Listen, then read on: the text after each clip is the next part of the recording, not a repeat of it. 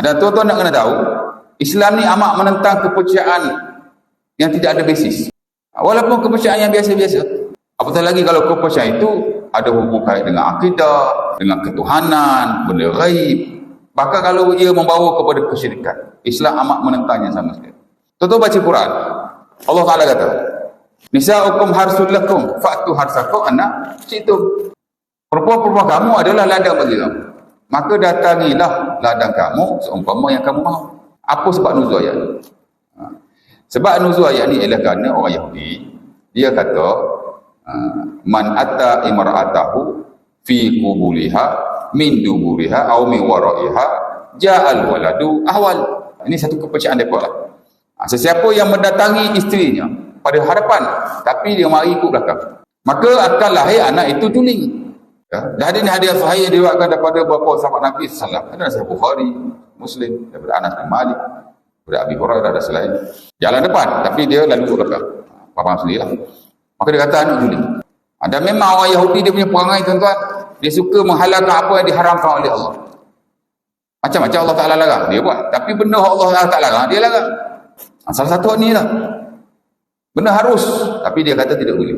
Dan kesannya begitu dah begitu. Dan kita tak pastilah apa sebab orang Yahudi kata begitu. Mungkin kepercayaan kosong yang dicipta mereka, ataupun memang berdasar kepada testimoni tertentu. Mungkinlah. Which is testimoni tuan-tuan dalam benda-benda dunia boleh. Tapi benda-benda yang seumpama ini dia tidak boleh diguna pakai sama sekali. Sebab ada juga orang buat fadilah-fadilah tertentu, kelebihan-kelebihan tertentu, atau ada kepercayaan-kepercayaan tertentu. Asal dia testimoni. Mana boleh testimoni buat kepercayaan ni? Atau buat fadilah amalan, betul? Dia testimoni. Ya? Sebab benda ni tidak diketahui dalam setengah-setengah keadaan. Melainkan dia mesti ada base yang kuat. Dan base yang kuat dalil lah. Pasal juling tak juling ni kerja Tuhan. Apa connection lalu kok belakang dengan juling? Tak ada connection. Macam kata rumah kalau ada sawang, oh ni rezeki tak masuk ni. Apa connection rezeki dengan sawang tu? Haji kalau petang-petang duduk kat depan pintu rumah, time matahari tenggelam, maka haji sempit rezeki. Oh, sikap patuh, siapa-siapa ada sikap patuh sama juga, tak bagus, rezeki akan jadi sempit.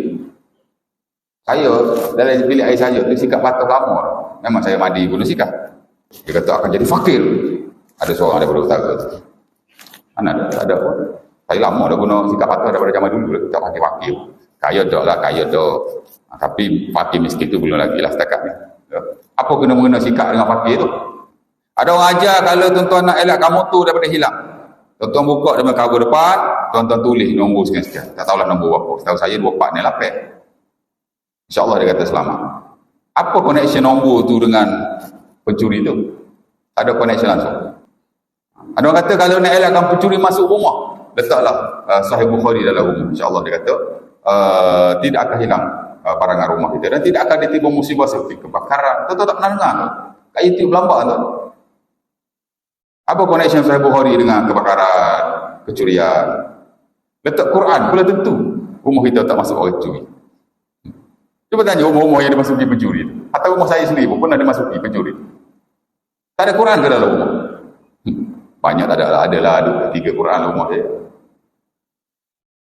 Quran dengan Sahih Bukhari mana lebih besar?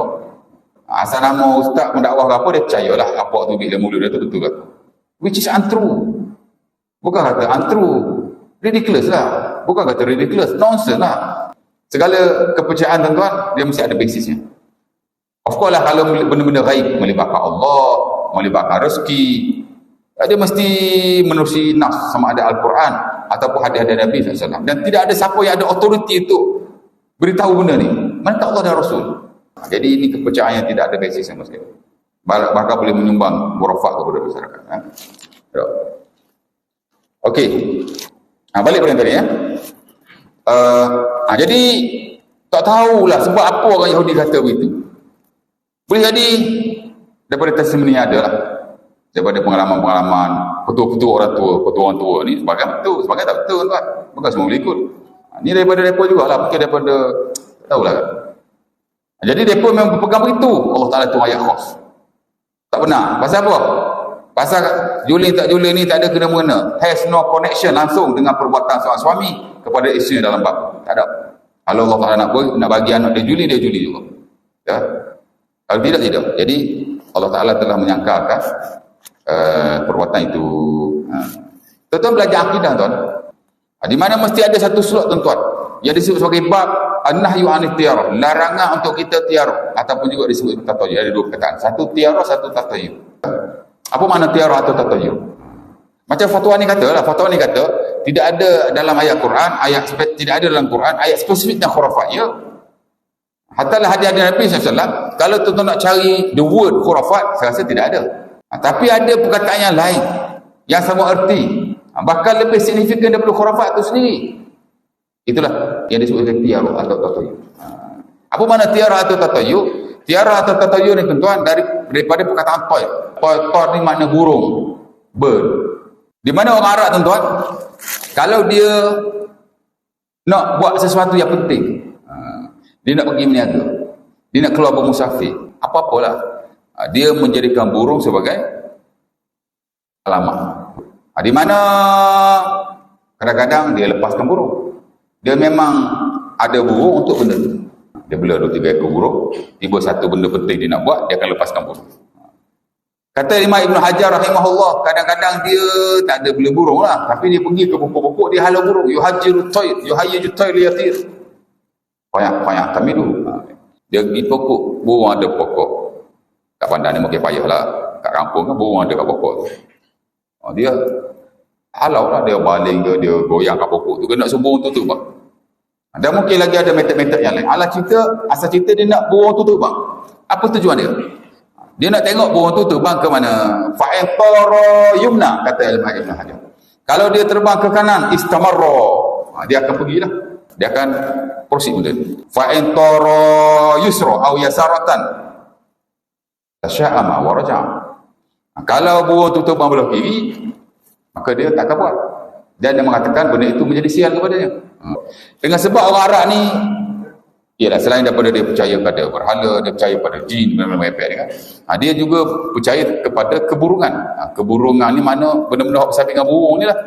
Dan kalau kita lihat Al-Imam Al-Baihaqi rahimahullah dalam kitab sunahnya, dia kata tidak setakat itu. Bukan kata burung terbang saja, dia kata bunyi-bunyi burung juga menjadi petanda pada sesuatu. Sama ada petanda itu baik atau buruk.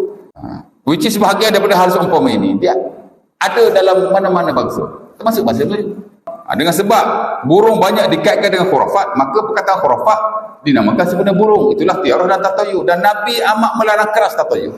Benda-benda khurafat ni lah, kepercayaan yang tidak ada basis, dan dalam banyak hal dia boleh mencederakan keimanan kita. Ada hadis Nabi kata at-tiaratu syirkun. At-tiaratu syirkun. Nabi kata itu hadis Ibnu Hibban. Tiarah ni percaya benda-benda merepek bersabit burung. Pasal orang Arab dia merepek bersabit burung. Orang Melayu mungkin dia merepek bersabit benda lain. Tapi tak kisahlah. Asal dia sama. Syirik. Dan Nabi ulang beberapa kali. Wa ma minna illan, kata Nabi. Tapi masalah dia ialah semua orang boleh buat benda ni. Pasal kepercayaan. Boleh dia jahil. Boleh jadi dia ikut orang. Pasal manusia juga suka ikut orang lain walaupun benda tak ada basis. Pasal apa syirik? Pasal dia telah mengatakan Allah Ta'ala akan buat sesuatu berdasar kepada perbuatan dia. Apa kena-mengena Allah Ta'ala nak bagi awak kebaikan atau nak bagi awak keburukan berdasar pada burung? Allah Ta'ala tak perlu burung-burung ni. Kalau nak bagi dia, bagi juga. Tak ada connection langsung. Dan memang ia boleh membawa kepada kesyirikan. Kerana tuan-tuan, benda yang besar dia bermula daripada benda yang kecil-kecil. Ia bermula daripada kerosakan yang kecil, akhirnya dia akan membawa kepada kerosakan yang besar. Kita bukan macam agama Yahudi. Kita bukan macam agama Nasara. Yang mana tok-tok mereka boleh cakap apa saja. Dan ini pun Allah sebut dalam Quran. Kamu jangan jadikan ar-rahbaniyin, al-ahbar, your scholars. Seumpama Tuhan. Hak dia cakap betul lah tu. Mana boleh. Dan yang membezakan agama kita dengan agama-agama lain, khususnya agama hak asal daripada Allah juga macam Yahudi, Nasara, ialah ketulinan ajarannya. Dulu setia pada Allah Tuhan.